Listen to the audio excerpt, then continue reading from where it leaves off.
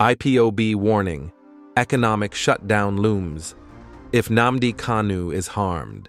Chinasa Nworu on Radio Biafra. In a fiery live broadcast on Radio Biafra last night, Mazi Chinasa Nworu, a prominent voice in the Indigenous People of Biafra (Ipob) movement, issued stark warnings to the Nigerian government and Southeast governors amid rising ethnic and political unrest. The session, which aired around 7:30 p.m. Biafra Time on November 8th, drew thousands of listeners and sparked widespread discussion on social media. Nworu, known for his unyielding advocacy for Biafran self-determination, framed the address as a special broadcast to inform, educate, and rally supporters, emphasizing the divine mandate of the Ipob-led struggle. Nworu opened the broadcast by underscoring the legitimacy and resilience of Ipob's campaign for Biafra's independence. "This very struggle is a divine mission," he declared, crediting the group's consistency with drawing global attention to the Biafran cause.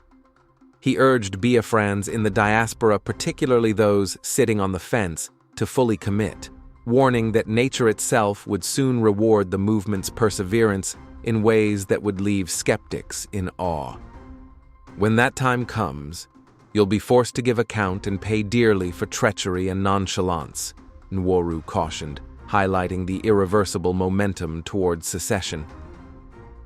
The broadcast came against a backdrop of escalating violence in Nigeria, including targeted attacks on Christians in the north and broader ethnic tensions. Nworu stressed the need to protect Ipob as the vanguard of Biafra's defense, noting that the Biafra question has now permeated international discourse. "The Nigerian government is helpless over this," he asserted, praising Ipob's media strategy for amplifying calls for a referendum and national disintegration. A pivotal segment addressed the recent Ipob advisory, urging Biafrans and Christians in northern Nigeria to relocate eastward amid fears of impending tragedy. Nworu dismissed government attempts to downplay the severity, insisting that a serious problem is going on and something tragic will happen in Nigeria. He extended an olive branch to vulnerable northern Christians, promising sanctuary. "If you feel your life is threatened, Ipob will provide security and accommodation for you in Biafra land. We are not like you. We will accommodate and cater for you." This gesture, Nworu explained, stems from Ipob's commitment to peaceful self-determination.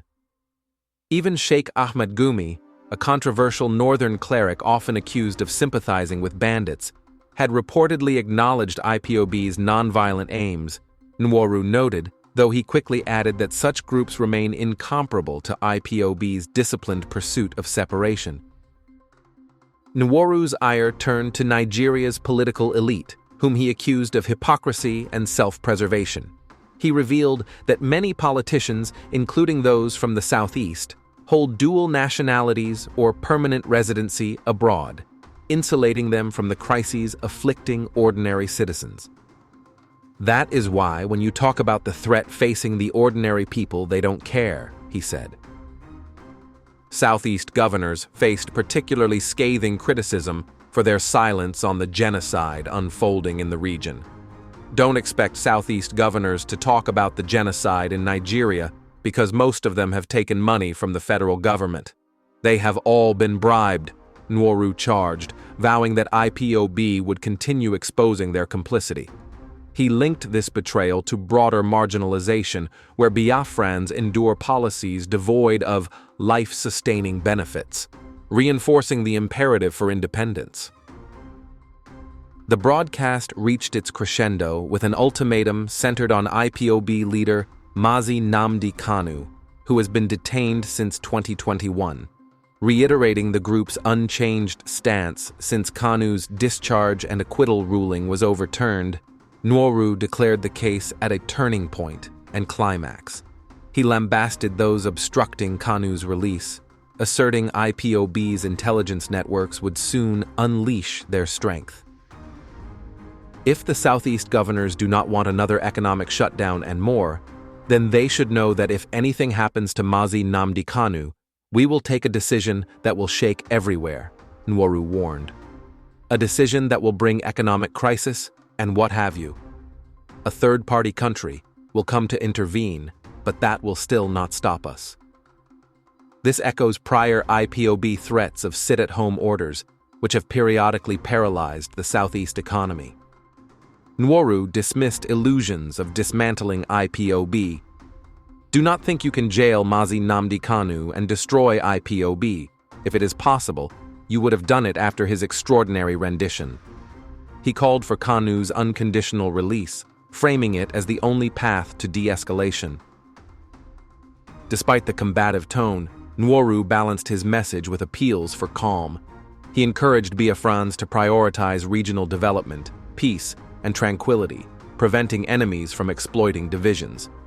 Our region has to be calm and peaceful, he said, positioning IPOB as a stabilizing force against opportunists.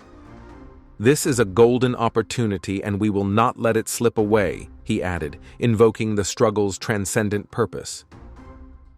As Nigeria grapples with insecurity and calls for restructuring, Nworu's address underscores the deepening fault lines. For IPOB, it reinforces a narrative of inevitable victory, while for critics, it heightens fears of renewed unrest. With Kanu's trial ongoing and no resolution in sight, the coming weeks, especially post-November 20th, could prove pivotal.